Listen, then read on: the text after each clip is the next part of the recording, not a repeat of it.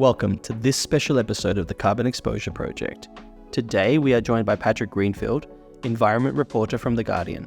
Patrick's coverage of carbon markets has sparked significant debate, and I think it's fair to say that his articles have shaped much of the public discourse over the past 18 months or so. This shift, often referred to as the Guardian effect, in truth also reflects broader media scrutiny from other outlets, including Die Zeit, The New Yorker, and Bloomberg, all pointing to various integrity issues in carbon markets.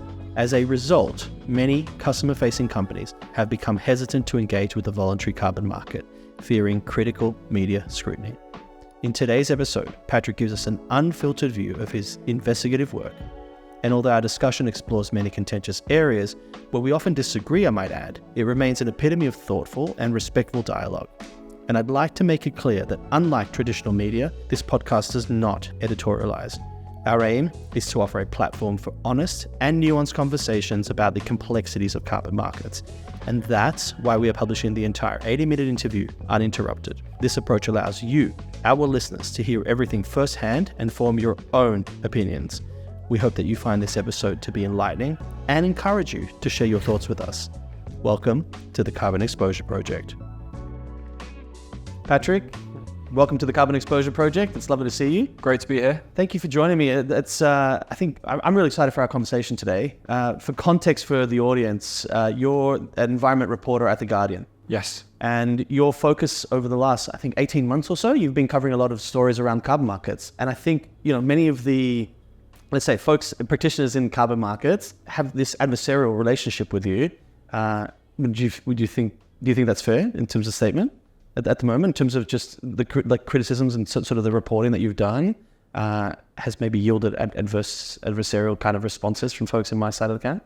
I think that, so I don't see it as two sides. I don't see myself. Neither do I. I think we should look for middle ground, but I think many people that I spoke with prior to this conversation were kind of, I don't know, they were just, there was a bit of hesitancy from their perspective around engaging with the media, which I think makes no sense to me.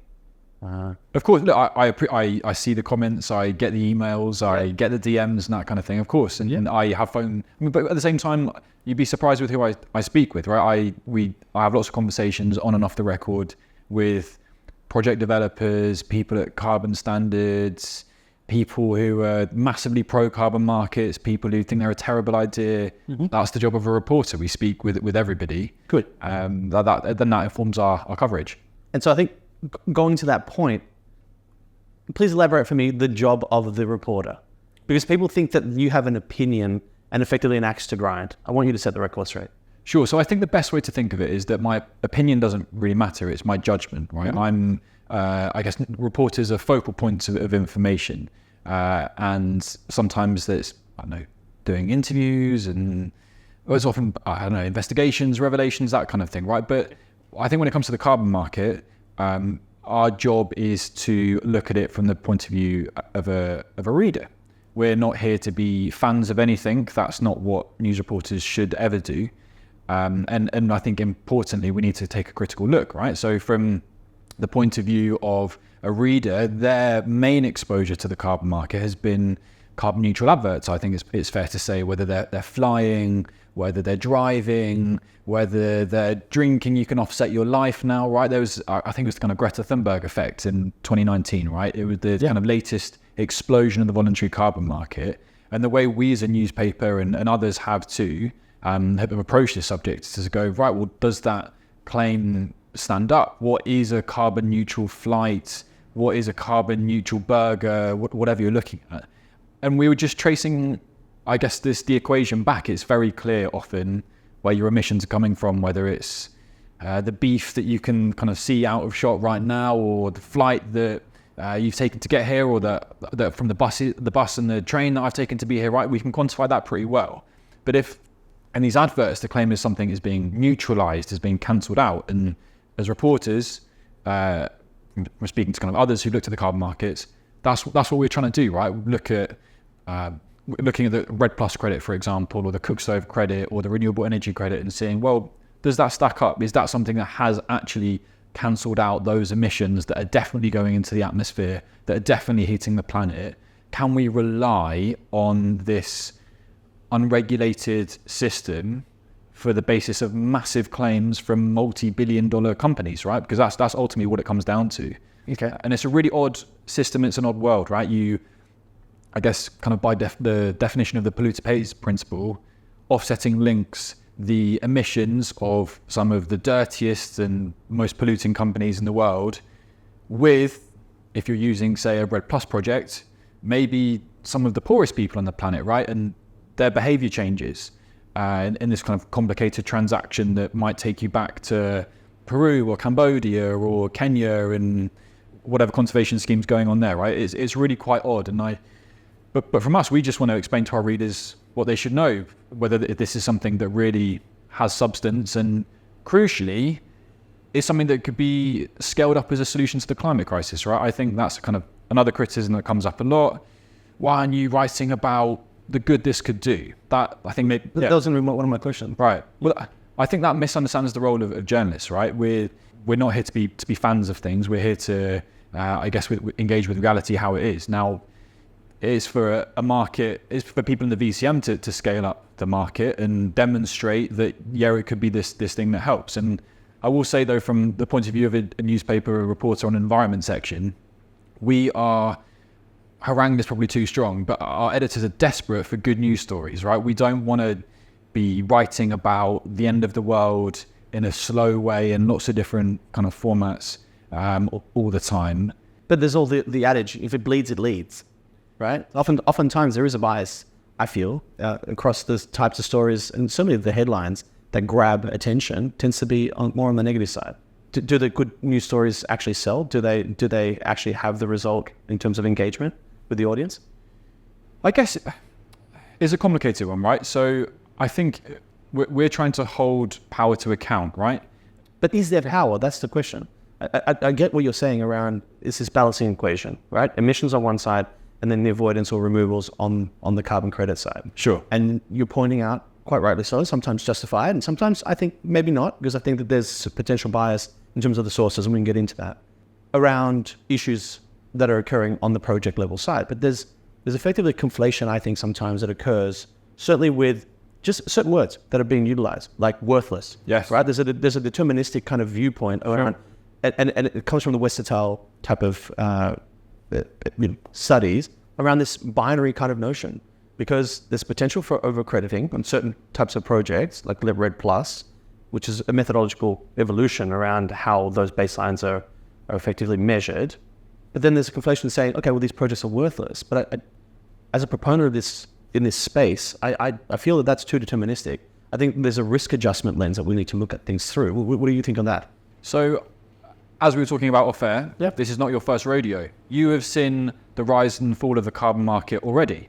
And if you go back to 2007, 2008, about that time, and you will look at clippings, say, from the Financial Times, who did some very hard-hitting investigations into some of the claims that were being made about the voluntary carbon market then, you will see that word worthless again, right?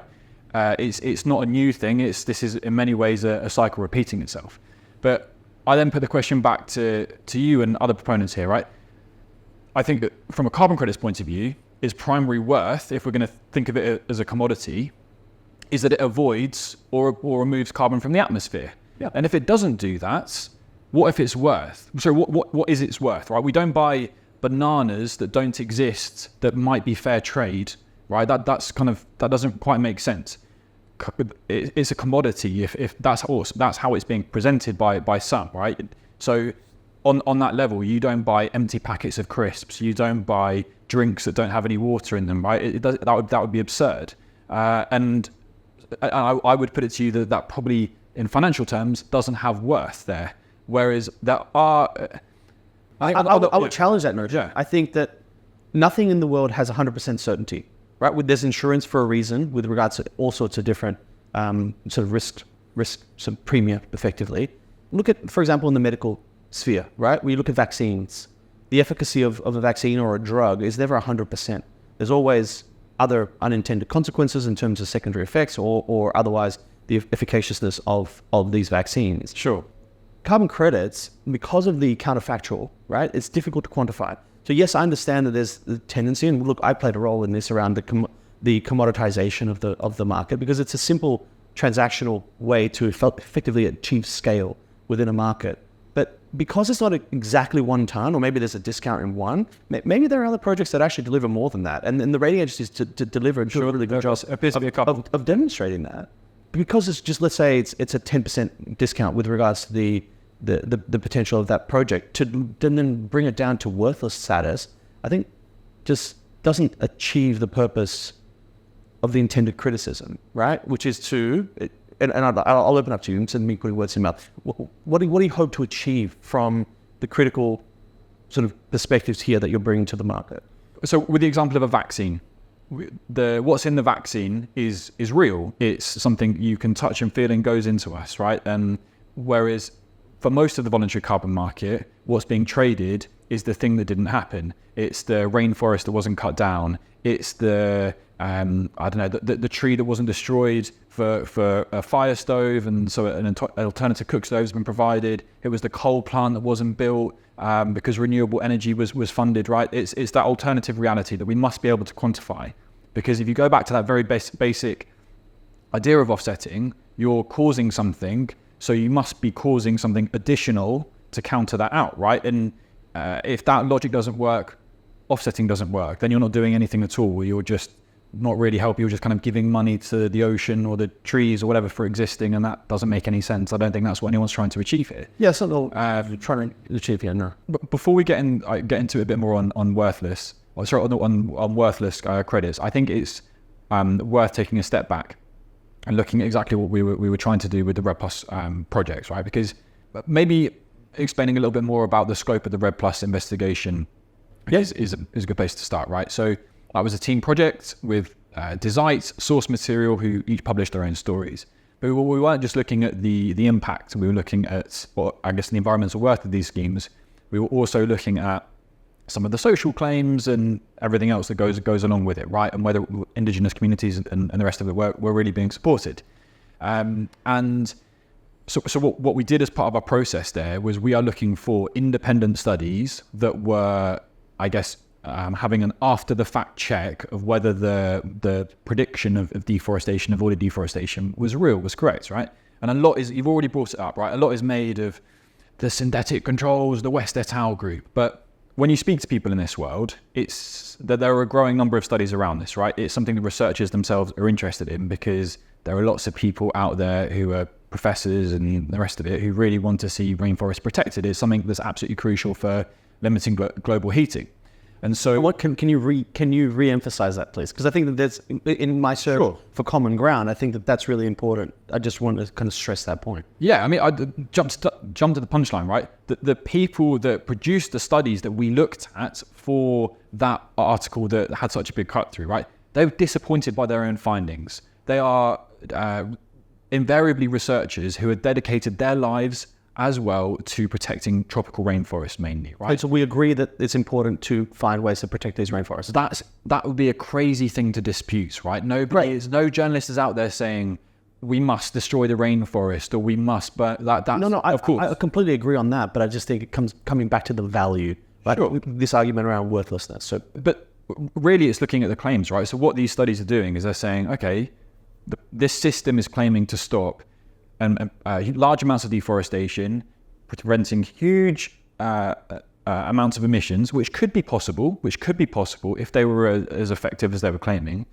But you can do a kind of after the fact check with different methods, right? So West et al. Used one method, the pixel matching group from Cambridge University, they used another, which was really useful for us because we could check using different ways, kind of what was going on.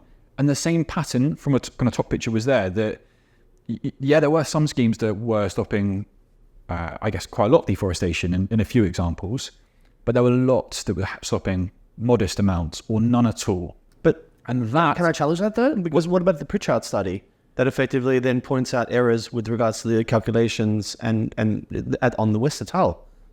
Studies, for example? I'll get to that. Right?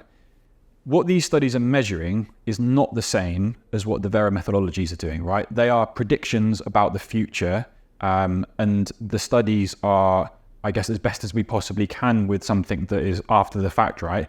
Doing with the methods that are the kind of gold standard at the moment in economics and science and the rest of it, to see, okay, does this match up? So you can have a scheme, for example, that is stopping a modest amount of deforestation that under the logics of the carbon market absolutely must be rewarded for that, because it's a very hard, very difficult thing to do that, from speaking with project developers, is also bloody expensive, right? Yep. But can also be producing millions and millions and millions of tons of hot air, of nonsense credits that absolutely shouldn't exist, right? Very simply, that Vera methodologies that have now been discontinued or are being discontinued were not capturing the impact of the project developers. And that's a problem for good schemes who maybe should have been getting more, and lots of big projects who were producing nonsense credits that absolutely shouldn't have existed at all, that actually is the majority of the market when it comes to RED+, according to these studies, right? It's complicated.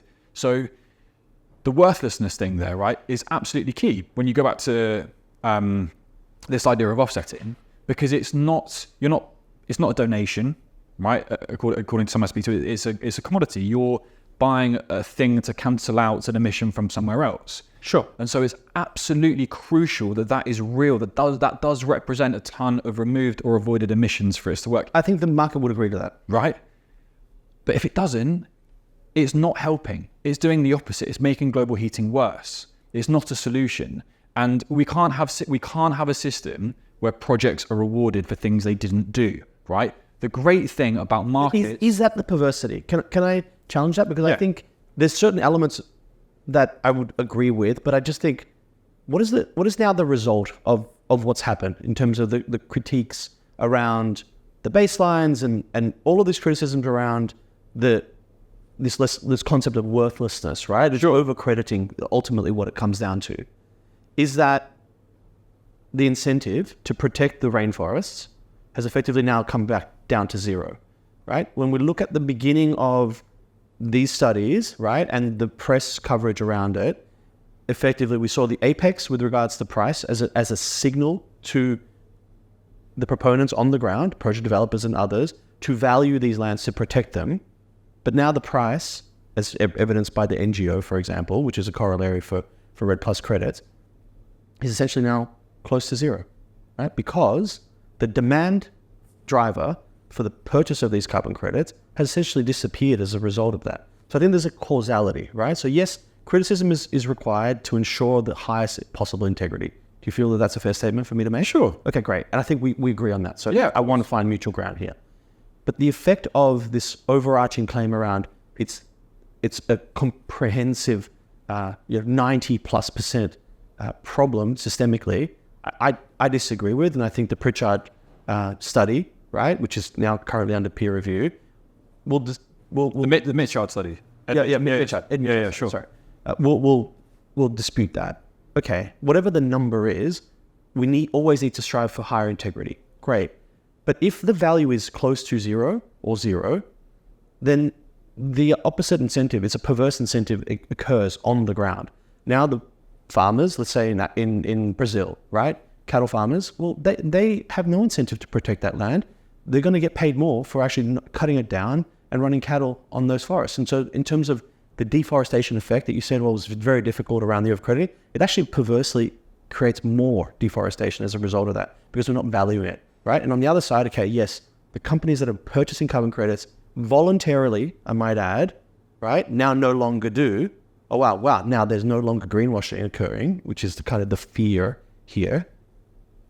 But now there's companies that are just emitting with no compensation whatsoever. So that, to me, that's a straw man argument. It's effectively, now we're going back to the default, which is, let's just continue with business as usual. There's no compensation going on. Even though it's a non-perfect solution, the default is, well, tools down, we'll just decarbonize. But the results show us that doesn't occur without having pricing that externality and changing the behavior. So there's this kind of system effect around this, how they all interoperate, that I just think has resulted with effectively a break in trust in the market. There's three things in there that I want to deal with, right? Please. The first is this idea that I guess the media in some way is responsible for organising the voluntary carbon market and that kind of thing.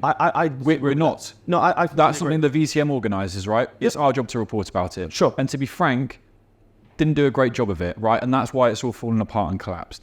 That's not up to us. That's something that is totally within the power of often the people that are criticizing us. And I think it speaks volumes that we are now seeing lots of methodologies being looked at, sorted out. But do you think that there's a causality? Because I think that there was a victory lap that was taken around, oh, wow, there is now their CEO stepped back as a result of the kind of media criticism. That did not occur.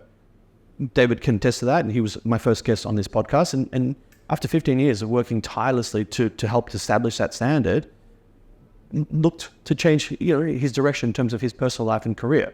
So that's one. And then two, the methodology change towards this consolidated methodology was work that was ongoing, right, prior to any of these concerns, because the state of art, effectively, around satellite and digital MRV, et cetera, had improved, that then highlighted some of these inefficiencies, and the market was self-regulating towards that. I think the media applied pressure that helped maybe to fast-track some of that. So I'll concede that. So there's not some victory lap, as you phrase it, going on, right? I think I'm a trained economist, right? I've a master's in economics. That's where I come at this from on a personal level when looking at this.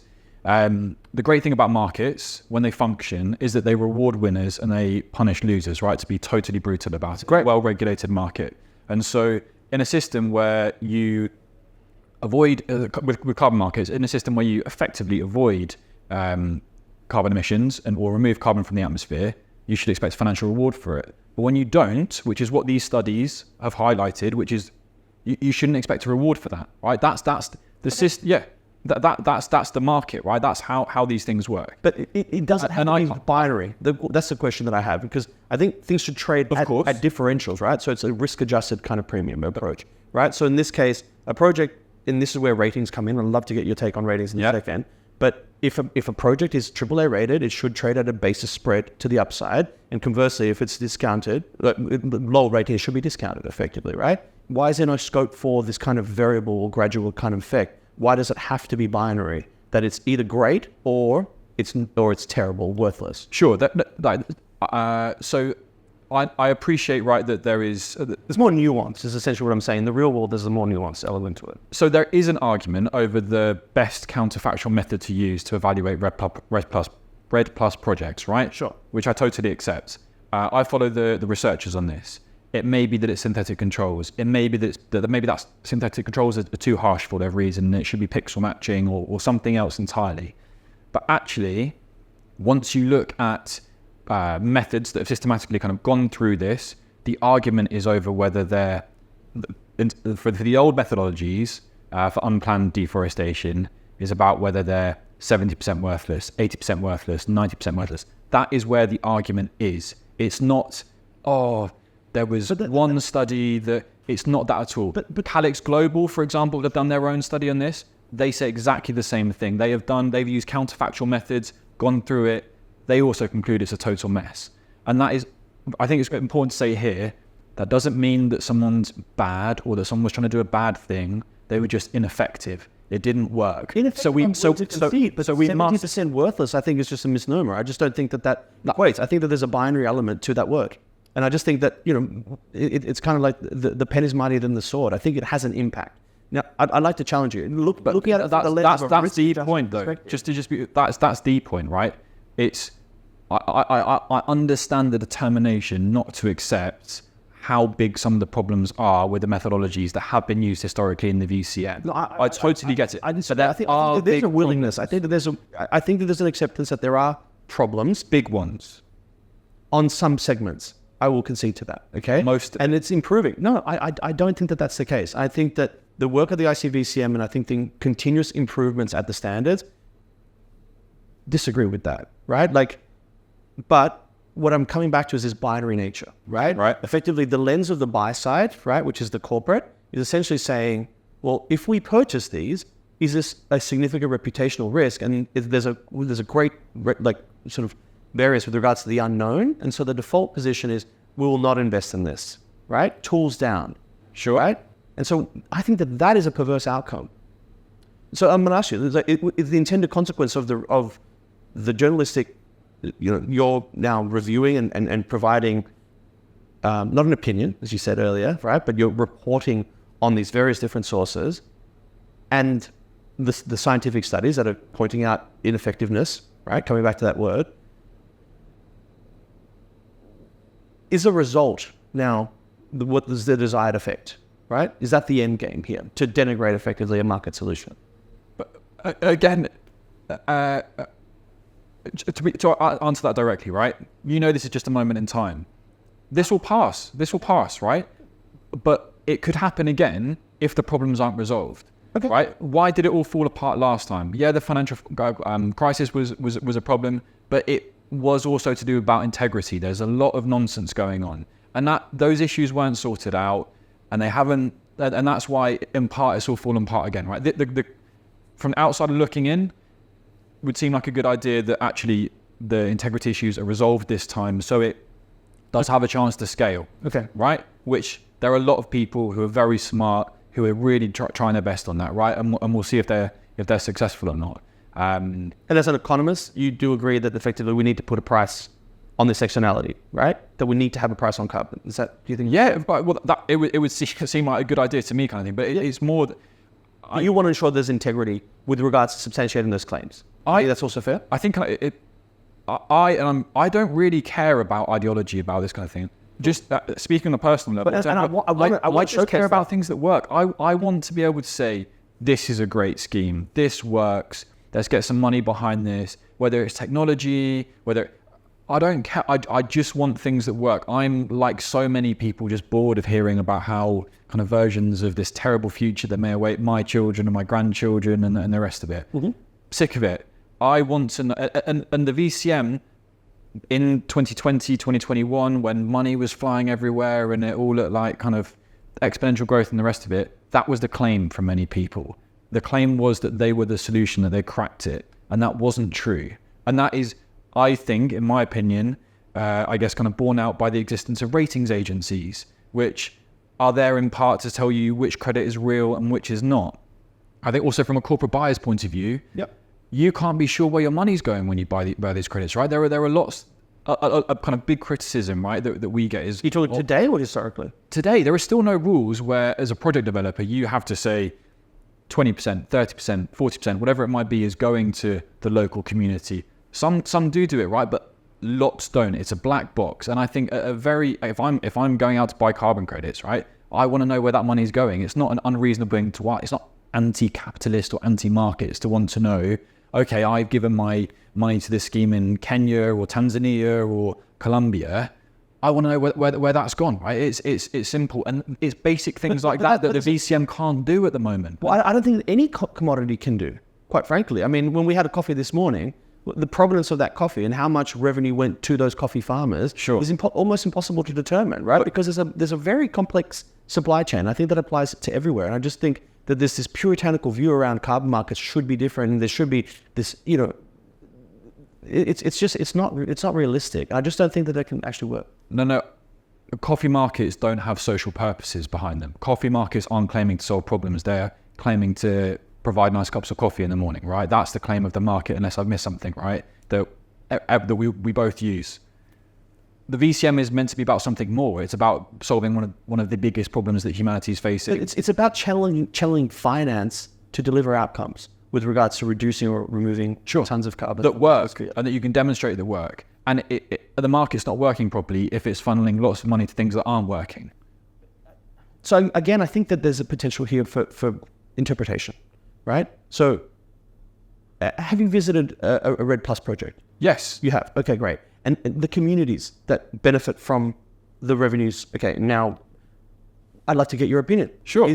So, when there's deterministic view around worthlessness, right, it effectively switches off channeling finance to those project activities, right? Because the demand disappears, right? And so if now what's the effect on the ground? It's effectively there's this chasm between the global north and then the global south. The global south is desperate for finance to flow for them to protect this natural carbon sinks. We talked about that earlier, right? And you said, sure, it is really important that we value these as natural assets, and effectively now this is the role of the carbon market, to channel that finance efficiently. Yeah. The question here is around this inefficiency. Because effectively this is binary outcome around this worthlessness that effectively just switches off the taps with regards to the financial flow to these activities in the global south. right? From a very puritanical view on the global north's perspective around effectively this, there has to be a perfect kind of outcome. What do you think of that? So to be clear, because again, this was an investigation where we looked at lots of things when we were originally looking at Red Plus, right? Because that's the most popular type of credit, and I think still is, right? What was at the time? That might have changed. My editor essentially said, we can't just say this is all a mess, right? Pick a scheme, pick projects based on the numbers that are stopping the chunky amount of deforestation, and write about kind of how this could be resuscitated and the rest of it, right? We're trying to do that. I went to Alto Mayo in Peru, which I think at the time, John Oliver had just done his skit on carbon offsetting and said it was bullshit and that kind of thing. And in the Vera response, they said, you shouldn't be laughing at Disney, which was ridiculed in the show, because they backed this scheme. Alto Mayo, beautiful part of the Amazon rainforest. Disney had backed it from the start. I think BHP was another company that has. I was heading there, right? I went. It's run by Conservation International and the Peruvian government. Yep. When I spoke with local people, there were some community members that were supportive of it, and their money was going to some project. I think it was about $45 million at the time that had been generated through the sale of offsets. I also spoke with dozens and dozens of people whose homes were being torn down, who gave video evidence of that for us, right?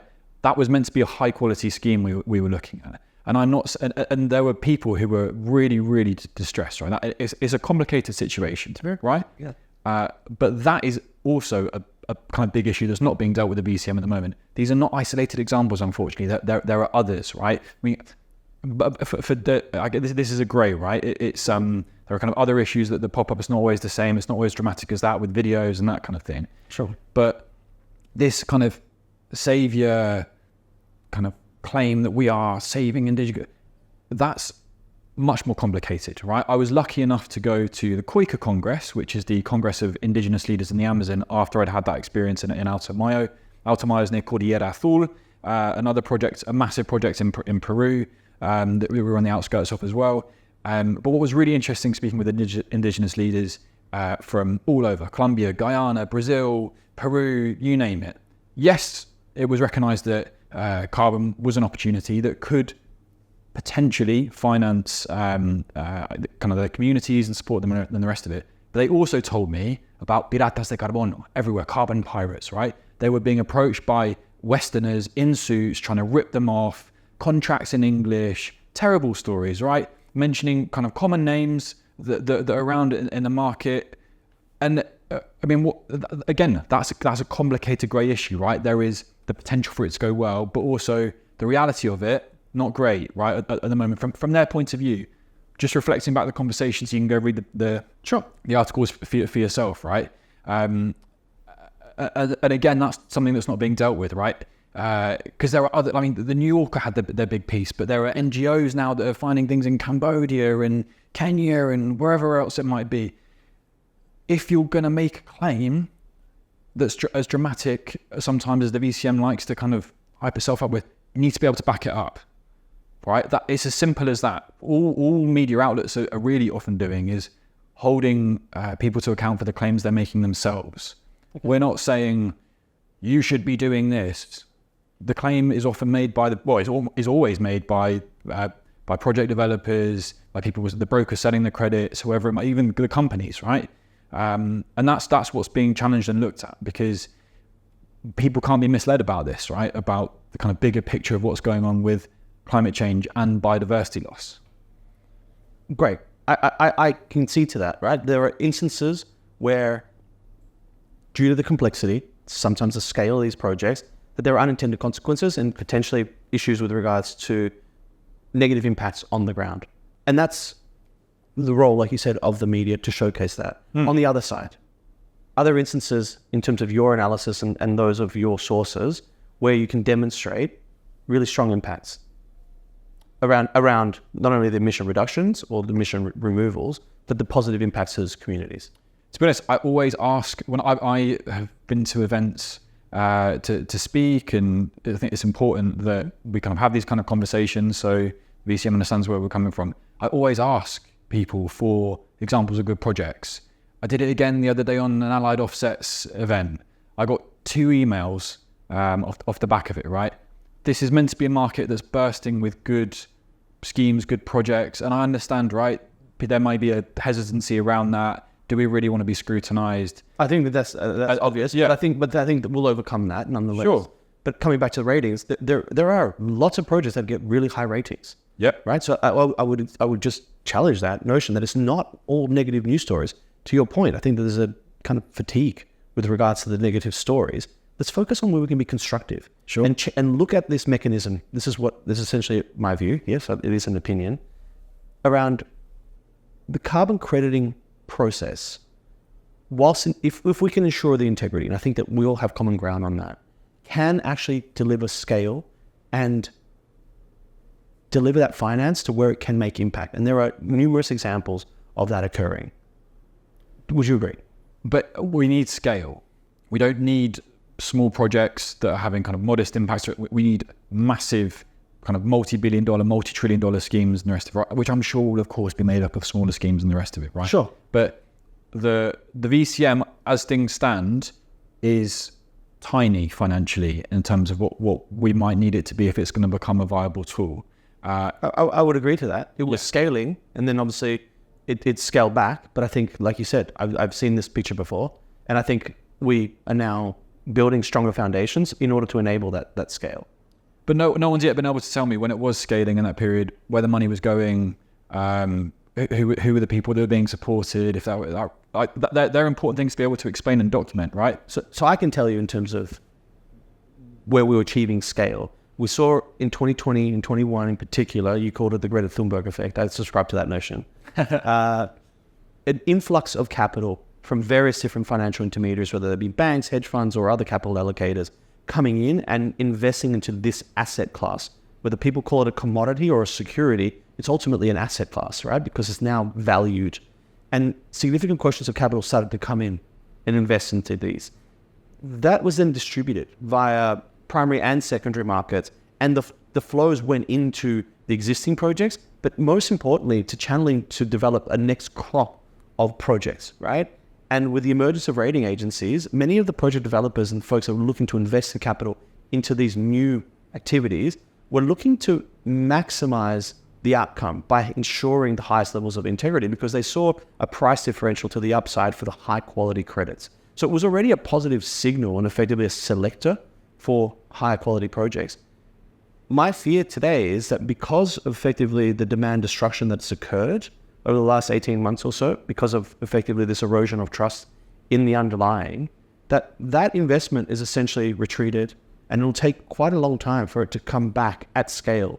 So I think there's this kind of stop and start that's occurred. Whilst I concede that there needs to be scrutiny, I think that it can be manipulated to create a perverse outcome. So there's a lot in there, right? I think to start with this kind of question of being a commodity, I was reading David Antonioli's reflections on this that are kind of still coming out. I mean, I think there are more to come. Yeah, it was just released chapter 2. Yeah, chapter 2. But unless I've misunderstood what he's trying to say and what he's thinking about here, right? I sense in his writings, at least, whether going down this commodity route is a good idea, right? For David, David seems to be thinking about carbon markets as markets with a social purpose mainly, not whether this is going to have something that makes investment banks and hedge funds excited, right?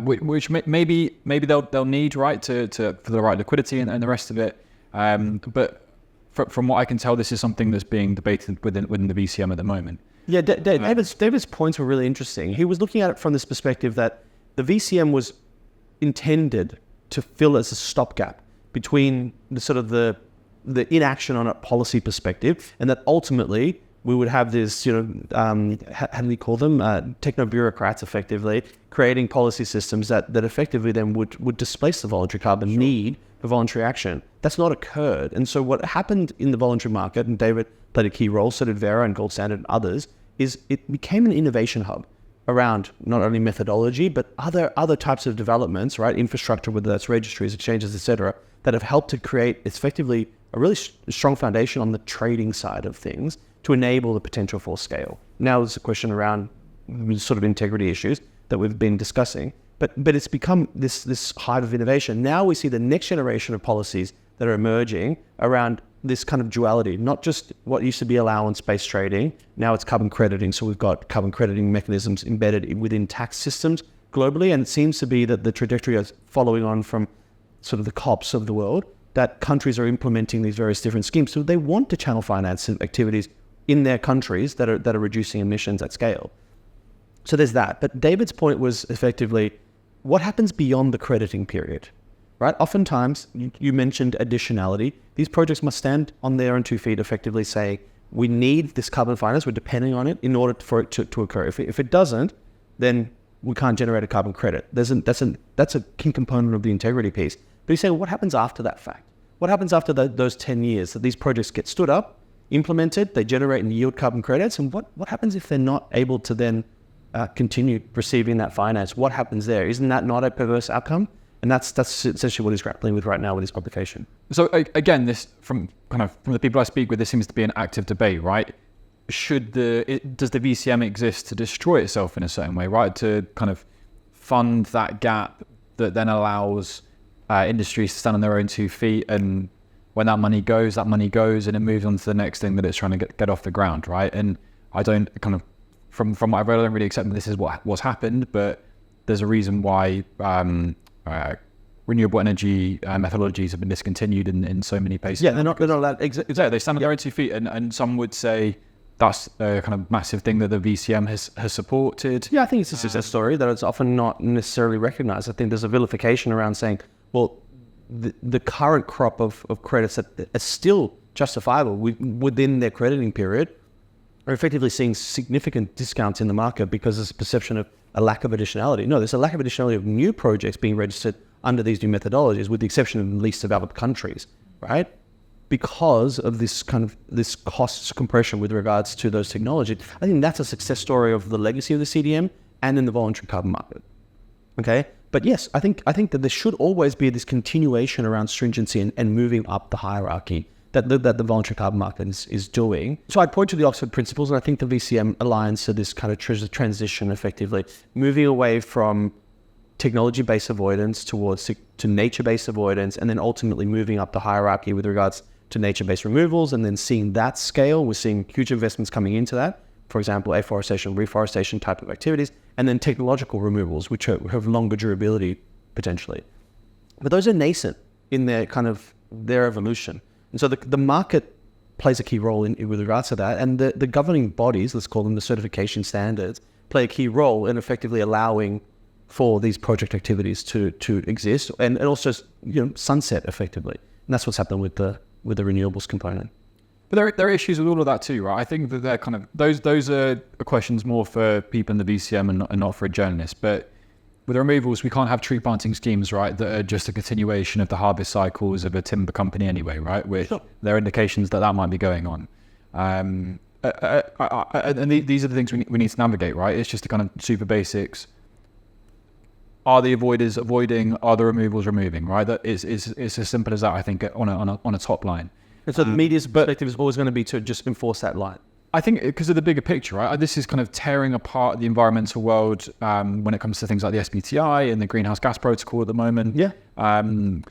But in part for ideological reasons, right? Some people don't want market solutions. Some people absolutely do. I think from the kind of media's perspective on this, right, or something kind of many of us are looking out for, is many of these carbon projects from generation 1.0 or whatever it needs to be framed haven't worked, unfortunately, in terms of the offsets they produce. So worthless, right? I'm happy to use that word. I think we disagree on that, but Sure. it's okay. We found some middle ground. There's a disagreement.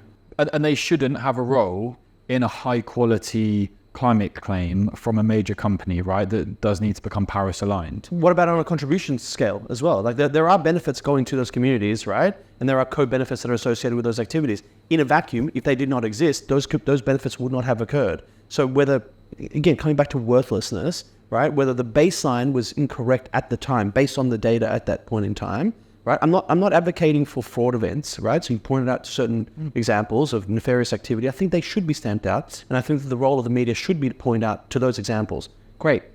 I think that aligns very much with, like you said, there's a lot of smart people, a lot of passionate people that are working to increase the integrity within the market. and I keep coming to challenge this notion around worthlessness because it doesn't deliver exactly 1 ton of CO2 reductions or removals, right? Because effectively the science has improved to maybe show that that's the case.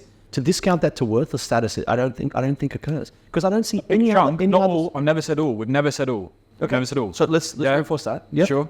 But at the same time, right? So for example, let's take Kariba. Right? Let's take Kariba. As a follow-up to that New Yorker piece, I spent a very, very, very long time going through to see whether we could stack up where the money was going from that 100+ million euros or whatever it was that the scheme had generated. Turns out, if you're being super, super, super, super generous, I think it's about 14 million or so has made it to the ground. I've got my figures a bit mixed up there, right? The majority is going to the third parties and developers. And how is that different to the oil and gas industry or another extractive industry, right? In terms of its business model, it's not really. No. And I think that's what people object to, right? Mm-hmm. They want a good. People aren't buying these credits because for the reason they're buying coffee or orange juice or whatever it might be. They're buying because they want to help and support these areas. And so again, and they're also balancing to consume the carbon credits and also substantiate the claim. So there is that commonality, right? Where's that coming from in terms of budget? It's almost always a marketing budget, right? I think historically, yes, but I think we're seeing this transition towards coming out of Treasury, right? And ultimately, as we transition towards the key drivers being compliance-based systems, yes, undoubtedly there will be sustainability and marketing budgets involved, and I take that point. So when we come back to Kariba, I'm not going to try to skirt this point. It's a black eye for the market. Absolutely, we acknowledge that case, and I think that's a perfect example of media scrutiny to root out bad actors. Okay, and it's troublesome in this market to see that has occurred. What's happened, and quite rightly so in the market, that has been discounted to zero. That project has been defined by the market to be worthless. And the data in terms of the price action shows that. Nobody wants to touch that project. Okay? But I'm saying there are other projects that actually have intrinsic value that may be discounted from where, let's say, a benchmark would be trading at. And that's fine. But there's an opportunity to strengthen those projects over time, to not throw out the baby with the bathwater. So how about transitioning to the new methodologies, for example, and improving these projects over time? It seems that there's this kind of binary effect again around just saying, oh, well, it's not perfect, worthless. And I just don't think that that's the way that the world should work. No, just to say as well, I appreciate that there is some, like, it's not a binary thing, right? It's there is a spectrum, but the argument is about, I guess we're disagreeing about how big the spectrum is, right? That's the point. And that's middle ground. But again, worthless. But it's not middle ground in the sense that the like going back to that point. The argument really is over whether it's 70 to 90, not, there's this one bad study that shows things are bad that one media outlet has picked up on, right? That's not the case. So the new methodology, for example, I was shown a kind of earlier version of that by Vera before we did this work. Mm-hmm. But I know there's kind of lots of scrutiny and back and forth with project developers and the rest of it about while it's being developed. That does appear to be better. Yep. Much more sensible approach, especially with what project developers used to be able to get away with in terms of the models they were using to generate the credits, right? But again, the jury's out. I think, me personally, I will wait to see independent analysis of that before we say, yeah, great, and move on with after the fact analysis, right? I definitely think after the issues, and I'm sure companies will be the same, right? They'll want to know, okay, we can trust this thing now. And if there are good stories around that, so let's say we see a transition towards that, will you champion those good stories? Of course. Again, so I think we want to talk about things that work. But I think there's a kind of there's a key difference here that I think. I hope this doesn't come across as arrogant, but I think kind of even people in the VCM miss themselves. Maybe I often see it from project developers, right? The project is not the same as the offsets, right? If we're going to treat offsets as a commodity, and it really does come down to the methodology there to quantify the impact. But you can have a project that is trying really hard to do lots of amazing things. Let's stick with avoided deforestation, right? That is, money's going to communities, and it turns out to be unsuccessful, right? You can still produce worthless credits in that scenario that aren't going to stop any emissions. Actually, it might have gone the other way and the rest of it. But can you qualify then? Is the project worthless in your view? No. But again, we've not. So the conflation there is what you're saying. No, but it's the market-based approach there, right? That I would encourage people to think about more. Additionality is also a constraint. You can imagine lots of indigenous communities, for example, or whatever it might be. There are lots of areas that obviously are not additional. But this system relies on threats. For REDD+ to exist, for the credits to have worth in this system that has been, you need to have the threat. You need to have people that want to destroy the rainforest, right? The credits wouldn't exist without it. And of course, that will prioritize the edges, the bits that are most threatened. But there's a massive big bit of the pizza or cake or whatever you want to call it in the middle that will produce worthless credits, right? That are inappropriate for offsetting, if that's what is that kind of better way to frame it. We need carbon finance. So would be better to have then encroachment in those areas to then issue the credits? It just seems to me perverse, right? Like there's a natural value here. But that's the market. I didn't set up that market. That's the system that's been. So the criticism is around the crediting component, right? That's where it's coming down to. Because of this counterfactual, you say it needs to have this encroachment impact, with, I can't remember the words you said exactly, around the deforestation kind of threat, I think is the word you use. But you said the bit in the middle doesn't necessarily have that. Sure. Yet is my retort. But you wouldn't be able to make those additional, right? And that's what various new methodologies has a clear point in, right? That's a really big strength of it. You don't cut trees down from the middle, you cut them down from the edges. But it goes back to that claim that we talked about right at the beginning. A company emission that is certain, that is going out into the atmosphere, if you're going to pair that with something that didn't happen, you need to be bloody sure that tree was going to be cut down, right? Wasn't going to be cut down in the middle, it was going to be cut down at the edge. That is what the methodologies are trying to quantify, right? And I'm sure I think also something I've not said in this, I completely appreciate this must have felt very personal and been very distressing for some people in the voluntary carbon market, right? And it's not really. These are issues. So that's not the intended consequence. Or is that not the intended outcomes or your purpose, I should say? But I also know from conversations that people across the spectrum of this were warned. They knew. It wasn't a surprise. I've had, plenty of abuse and the rest of it, and loud kind of criticisms of this and this study's foot. I've also had dozens of people say, thank you, we knew this is a big problem that we weren't paying attention to, versions of that, right? Sure. And things recalibrating as a response. I don't know, like they're just things I've been told in there, right? But from it does appear to have been a kind of open secret that there were massive integrity flaws. And from the outside looking in, it seems kind of absurd to have all these methodologies that were absolutely totally fine and great, and they all represented the right amount of emission reductions and the rest of it. But by the way, we're transferring to this brand new system that's just as great, and that doesn't work, right? That's clear. There's clearly an inconsistency there, right? Which ratings agencies are exploiting in their business model. That's their raison d'etre, and I guess we just need to have a more honest conversation about it, right? It's not so much of this is in the grey, and I guess I think kind of a key point in terms of that, going back to that point of kind of additionality, and you can't have big projects. So you can't have kind of additional projects in the middle of the forest, say, if we're going to talk about REDD+. What about at a jurisdictional basis?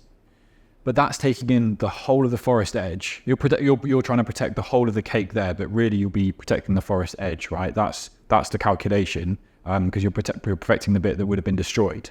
That's where the additionality comes from. I think what's happened is that there's been a lot of Vera projects, if you look at the data, that were in the middle of the forest and they weren't at the edge. And crucially, because at no point have we said all of the offsets are worthless. Yes, that may be true for the projects that are bang in the middle, but for the ones at the edge, especially if there are high rates of deforestation nearby, they can be really successful, right? There are kind of small number of projects when they're located, but they're often not, right? They're kind of bang in the middle or in areas that aren't really that threatened, or that's something that needs to be focused, right? If we're going to actually look at the big picture aim here of halting deforestation, where do you do it? You do it on the forest edge, because that's often where the trees are being cut down by the roads or whatever it might be in the Amazon. I appreciate the drivers are different in the DRC, for example, where it's often for firewood, or it's for industrial reasons in Indonesia and the Far East. These are the kind of nuances we need to pick up, I think, in this conversation, and recognize this is very imperfect. I guess as a baseline, really, that's what I'm trying to say. I've lost my train of thought. No, Sorry, yeah. but I think that to pick that up, if you'll indulge, there is a nuanced element to this. It's not binary, right? There's not worthless and worthwhile credits. I think that there's a spectrum here. Projects oftentimes deliver valuable outcomes. So we're talking about credits here, right? Let's park that. No one's disputing the social and kind of global importance of protecting rainforests, right? No one's ever questioning that. I'm glad to get you on the record for that. Make that clarity. I write about nature every day. That would be a crazy thing for me to do. Yeah. Okay, good. So we agree on that. But then the question is around the integrity around the carbon credits yielded from those activities. Yes. And your objective, if I can then pass effectively our conversation here, is to ensure a higher degree of integrity in the market to ensure the longevity and ultimately the ability for these markets to scale, to channel finance to worthwhile activities. Correct? Sure. Well, it's lifting up things that work and are not working, right? Sure. You can look at it the other way and say, well, 5% of these credits are actually having a really high quality impact. How do we make more of them? And also, how do they get a better price, right? Yep.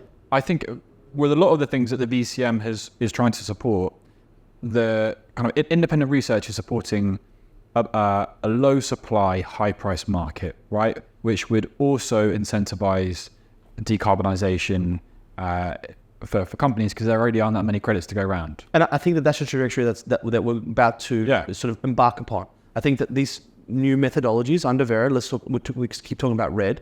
I think it only represents part of the story. So I just want to qualify that for listeners.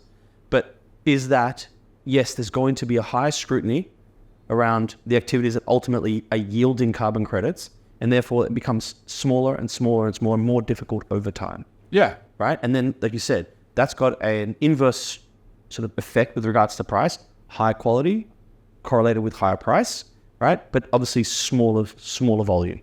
So I think that then, like you said, creates an incentive for greater decarbonization to occur because the quotient of available supply is less. Also creates perverse incentives that we need to be honest about as well. Okay, like what are those? For the projects that we looked at I'm sticking with avoided deforestation, I'm sorry, but it's an important example. Because it also, cook stoves are also nature-based credits in some examples, right? The projects in Brazil that we looked at for our investigation were not having an impact because they were, it was a time nationally when deforestation was falling under governments took environmental regulation seriously. And I think the kind of study end date was pretty much bang on when Bolsonaro took power. And I'm sure if you do that study again, that it would be the opposite finding, right? But then that also is a really important question, I think, for the VCM to consider, right? If we need a Bolsonaro, say, to have integrity for RED Plus schemes, I don't know where that leads, right? In terms of the kind of morality around this, it's kind of like you shoot the puppy economics, right? Maybe there are better systems that we can come up with to support these places, and it can't just be about carbon credits, right? Or I don't know, but I'll say it again, the kind of additionality is a constraint, I think, as well as a kind of useful thing, and that needs to be talked about in a bit more detail. It can't just be that offsets only credits are the things that support these transitions. Okay, we've unpacked a lot. Yeah. To now kind of round home base. I think we've discussed this around avoided deforestation, the successes, the lack of thereof as well, the complexities and the nuance therein. Moving beyond that to achieve scale, right? Right. So you're on the environmental beat. You're reporting on environment, and you're tired of effectively negative news stories. How do we create more positive news stories to demonstrate greater success, whether it's carbon markets or more broad, like you said, different types of solutions? That doesn't come from us. That's a question for you, and I don't accept it's a two sides thing, but that's a question for the VCM, right?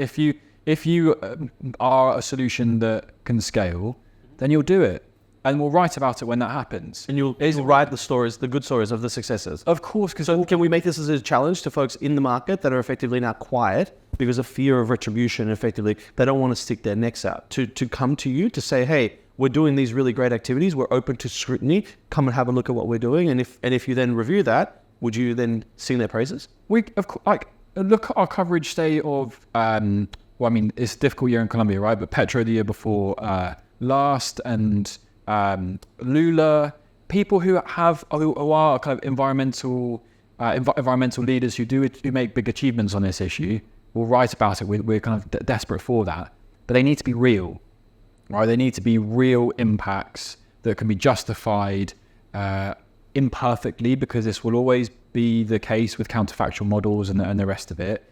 But you need to be able to demonstrate that, and it's not. We don't do hype, right? And definitely when it comes to commodities, I'm sure that's true of Bloomberg and the Financial Times and the New Yorker and the New York Times. Others who've written about the BCM in a critical way too, right? Yes.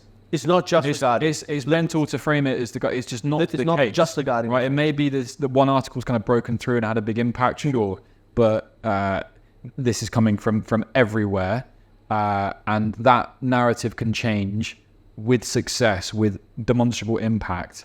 And do you feel that that tide is turning? That effectively the stories that are focused on the lack of integrity, now that there are systemic improvements, I point to the ICVCM, VCMI, etc.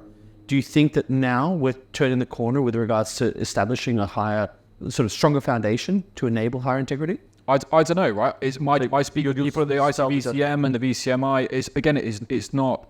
This is a new story, right? For us, it's not. Oh, the Guardian decides the ICVCM or the VCMI has done it. That's not how it works. I would say that these are market-led initiatives to improve themselves, right? That again will be judged by outsiders, and I know they're very aware of that. Let's see, right? We've only got one methodology, I think, Stan, that have got the ICVCM approval. That was for natural gas, biogas. Yeah, landfill gas yeah. has been approved, and it's a sequential model. Yeah, so they began with a review. Effectively, effectively a review of the programs themselves, the standards.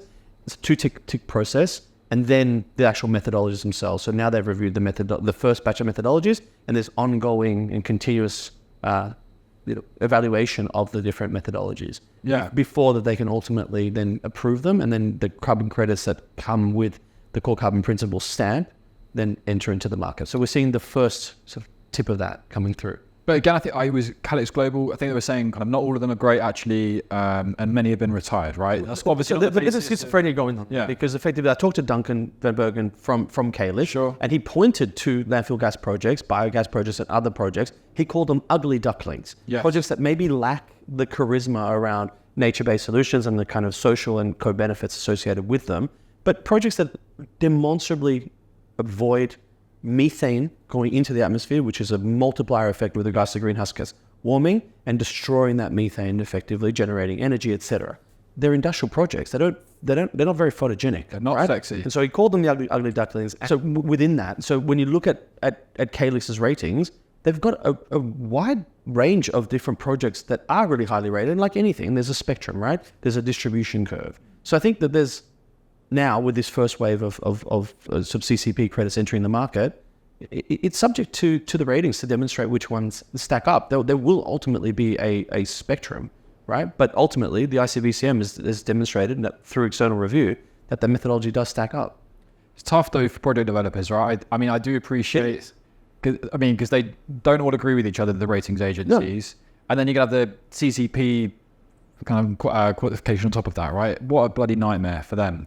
But we just discussed this, right? There's an inherent complexity here. It's not an outcome of like, okay, like you mentioned kind of the coffee and the orange juice as a kind of corollary for commodities, right? Because of this nature around substantiating these claims and your kind of view here around holding them accountable with regards to the quality, that this is a reaction of the market to effectively say, hey, here are solutions. Let's have an external third-party review, whether it's Silvera, B0, or Calyx, right? Reviewing it with their scientific sort of nous, right? And the scientists behind them and their systems to effectively create an opinion. That's what they provide. They provide opinions based on the quality, and they will rate it according to a spectrum. Where there are inherent conflicts of interest as well in those. Sure. Which they themselves would recognise.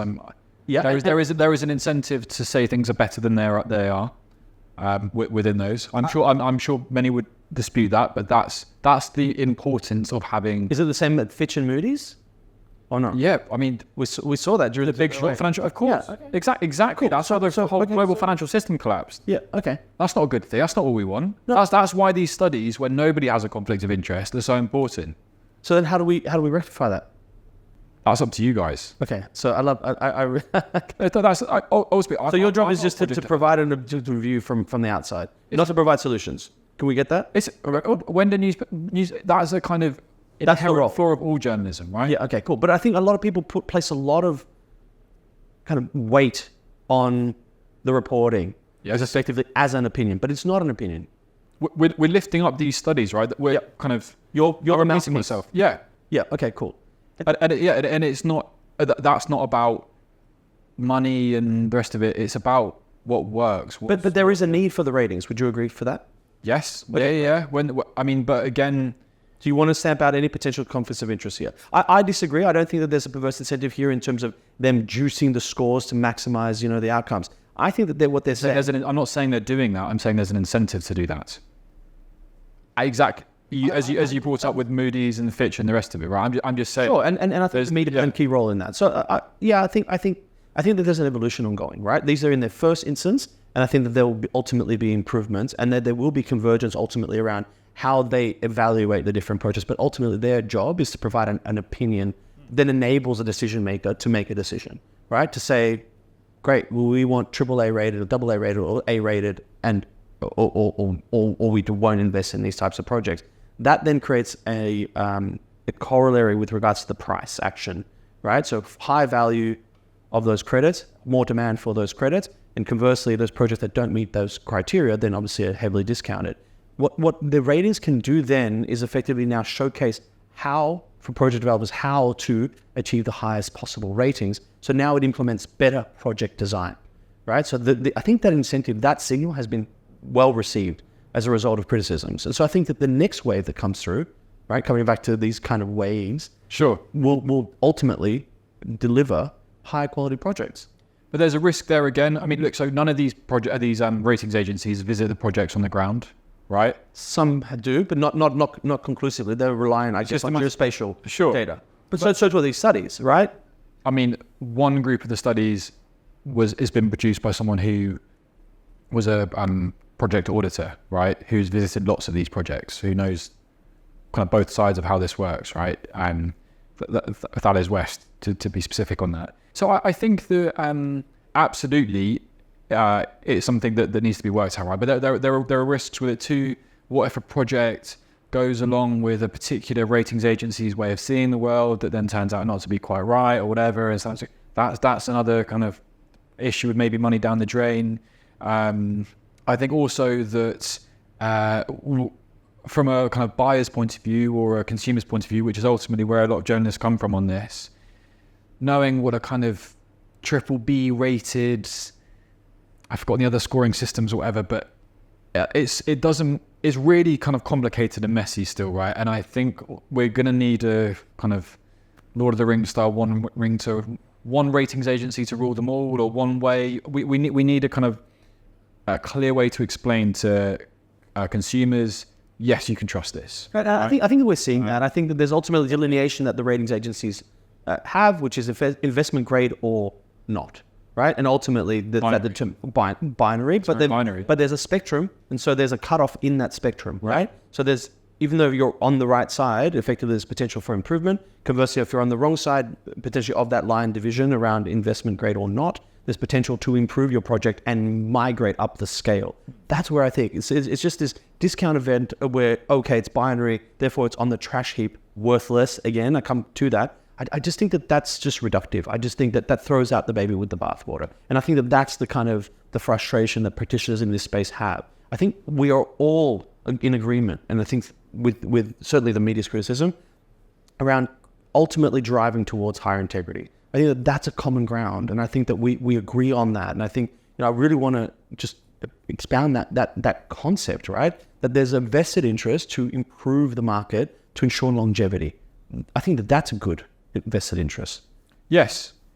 There's something I wanted to add, by the way, from a previous point that I've not made, right? It was when you were talking about the Mitchard study. Sure. Right. Something I want to explain about the process. So whenever there's been a criticism of what we've done, whether that's from Everland or Mitchard or whoever it might be, we have put those criticisms to the study authors and the people that checked our work for us in that process, right? So for the investigation, we took the supplementary material, the findings of the studies, we put that up against what was in the Vera project documents.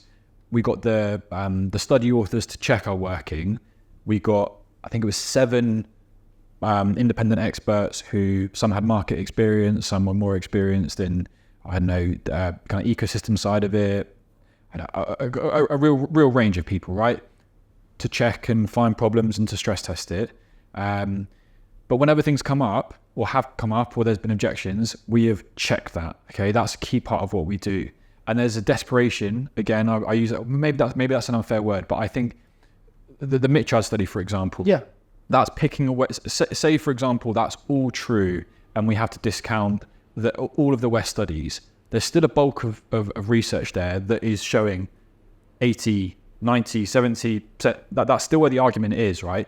Mitchard is not showing that these schemes work. He's pointing out problems. Pointing holes in the evaluation criteria, right? That will then ultimately move that needle away from that higher quotient of saying, well, again, deterministically saying 90-something%, 80% are worthless.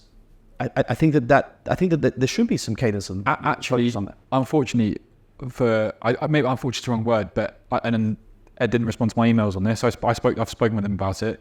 They seem to be adding to more evidence that these projects are in that range, right? It would appear. That's not what the study said. And I know it's up to that's not well. Again, so a lot of these studies have gone through peer review. That point I just made there. That's actually analysis done by Cadix Global of that study, right? Ed didn't get back to my email on that. I don't know, but that's where we are on it, right? And I guess the point in this is we always listen to criticism.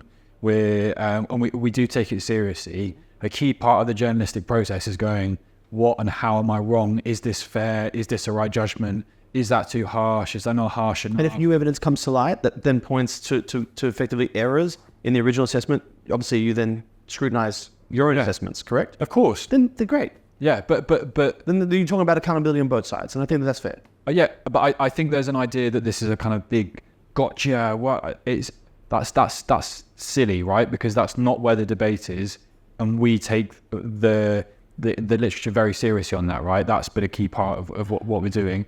Same with cook stoves, same with tree planting, same with everything else, right? That's where reporters and the NGOs and other people from civil society that follow this along, that's where the debate is, right? For everybody, and I guess kind of. Yeah, that's what I wanted to say. Okay, so can I just pick on one other component then, just from that? Just recently, you highlighted a study, not a study, sorry, an opinion piece from one of the authors of the West et al. Kind of study, saying that she had a heavy heart effectively around the kind of unintended consequences of the criticism. Do you want to?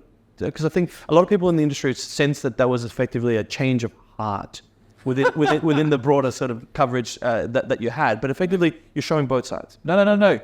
It's exactly what our coverage was always showing, and I think, again, this is the point that I think a lot of people in the BCM are not quite grabbing, right? Your offsets are not your projects, right? Really, there needs to be a deeper understanding of what this financial mechanism actually is, what RED Plus is, what it's claiming to do, and what it's not claiming to do, right? Julia Jones, one of the study authors of not the West group, of the Cambridge group, said in her piece, I think it was in Nature, a comment piece, that the Guardian, the BBC and others, they got the science right? This, what you're disputing here about the 90, 80% or whatever, she's saying that's correct. She's also saying, as everybody would agree with, that stopping deforestation is urgent. It's absolutely right. Julia is an expert on Madagascar, massive issue there. Crucially, in her paper, it showed some real hotspots there, right? The figures were pretty bleak in their findings for lots of projects, but there was a real hotspot of, I think, 3 projects that were very successful in Madagascar. From what I understand, she's trying to pick out these nuances, right? This grey. The findings of that paper, they looked at 40 schemes. They found, I think a lot's made of this kind of average positive impact, right? And that we've misrepresented that and that kind of thing, right? Again, the detail, you don't buy an average credit, you buy a credit from a project. I think it was, I'm going to get this wrong now. Oh, no, I'm not. Sorry, 40% of all avoided deforestation came from just one project of the 40 they looked at. 75% of all of the avoided deforestation came from 4 or 5 schemes. I forget the right number, right? The rest weren't doing much or performing worse than the baseline, right? That's how you get to the 70, 80, 90% where you have 1 or 2 schemes, 4 or 5 that are doing good stuff, and the rest that are not having the impact they claim, right? And again, I don't want to speak for Julia. I would never do that. But I know she is someone who desperately wants a system that protects tropical forests, as does Thales, as does everybody else in this world, who, as when they were quoted in our piece, they were disappointed. They were scared by their own findings. It's no one's out to get you or get the VCM. It's about what works and what doesn't work, right? If it's going to be a market-based approach, we must lift up the victors and, I don't want to say punish the losers, right? But that's effectively what's happened. But effectively, this transition that's undergoing with regards to this kind of methodological sort of transition piece, VCM 1.0, 2.0, will ultimately make it add more scrutiny with regards to the ultimate issuance, right? So they're reducing ultimately the potential for overcrediting. We hope. Let's see. Yeah, and if that occurs, then I think that there's a convergence here around stamping out negative, perverse activity, right? And channeling finance to deliver those outcomes, to protect the natural carbon sinks. I would say as well, there are good projects and there are good project developers out there, right? Very much so. I know a lot of them. They're being dragged out. But there's the converse. They're heavily discounted. And things are being dragged down by this problem, right? And yes. I guess it's up to the VCM to sort itself out, right? To say, you're doing this, you're doing that, sort yourself out, right? It's not up to them. Like, we highlight these issues, but it's ultimately going to be the VCM that reorganizes itself. And I think that we all accept, I'm speaking here because obviously as a representative, let's say, of the market, so I don't appoint myself in any sort of role in that space, but as a voice, I'll certainly leverage that we recognize that responsibility and we accept that challenge, and we're doing that. We're doing that on a day-to-day activity, right, in terms of improving this broader market. But we want to count on the media as a partner in this, right, as the fourth estate, effectively, that always we accept that it'll be critical, right, where there is activity that is not great, but count on also when there is a transition and positive outcomes occur, that then you will basically not hype, but effectively represent those positive outcomes. Yes. Can we count on that? I mean, to give an example, you brought Julia up at the moment. A little moment ago. Yep. I wrote a piece before all this about the first mine Ambatavi in Madagascar that appeared to have successfully offset its biodiversity impact, right? The kind of piece was about whether it's the first mine. It was using counterfactual methods to offset its biodiversity impact for avoided deforestation, right? That was a positive piece about the forest conservation schemes that they'd had there in Madagascar. It was one of Julia's PhD students who'd written it, right? Mm-hmm. There's no ideological thing going on here. It's exactly the same method. But Patrick, this is great while we're having this conversation, right? Because there's a lot of positive elements here, right? That you're saying there's no ideological war or battle that's being fought here, certainly from the media side, even though that there is a perspective from some that feel effectively hurt or defeated, to kind of quote one of your words, by this. That's not the intention. You've clarified that. And then you've also clarified that if the market continues to improve and demonstrate the integrity, that then you will effectively shine your light to those outcomes. And I think that's a fair shake. That's what we're asking for. And I think that's all you're asking for. And like you said, you're not the arbiter of that truth. You're effectively putting the onus on the market to improve and self improve. Yeah, that's good. Get out of the echo chamber. Get out of LinkedIn. Yep. Speak to some of these study authors who do want to help, and that's true for cook stoves, other types of schemes, right? They're out there and they want to support. There's no ideological thing here, but I mean, we've not talked about it, but the kind of LinkedIn hype or whatever. That's from the outside looking in. That doesn't seem to be helping anything in terms of actually this process working towards something that's going to be a tool, right? I think even from the VCM's biggest supporters, right, that they're not claiming this is going to solve climate change or anything like that. No, but it'd be great to have as a tool. But what we're agreeing is that this is a valuable tool. Could be, not right now, could be. It's about potential. Again, when we look at the White House example, right? Mm-hmm. That was There's a positive reinforcement of the market-based approach. I spoke with people involved in that White House announcement, right? Yeah. It wasn't a rubber stamp of the status quo. It was about potential.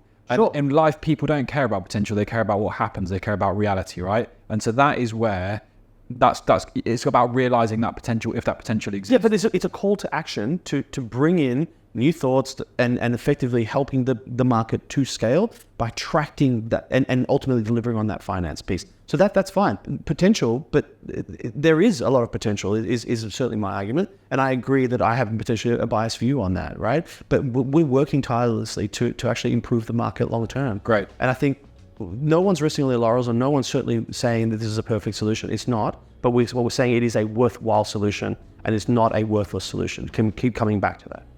Again, accept that? The worthlessness was about the credits, okay, the offsets, right? No one's ever said the projects themselves are worthless or trying to sort this. None of that. Obviously, that's not worthless, right? We need things that work. Good, cool, mate. Well, appreciate the time. Thank you very much for coming in, and really appreciate the opportunity to speak with you and to obviously provide an opportunity for you to share your voice. I'd love to welcome you back again. Great. Thanks very much. Appreciate it.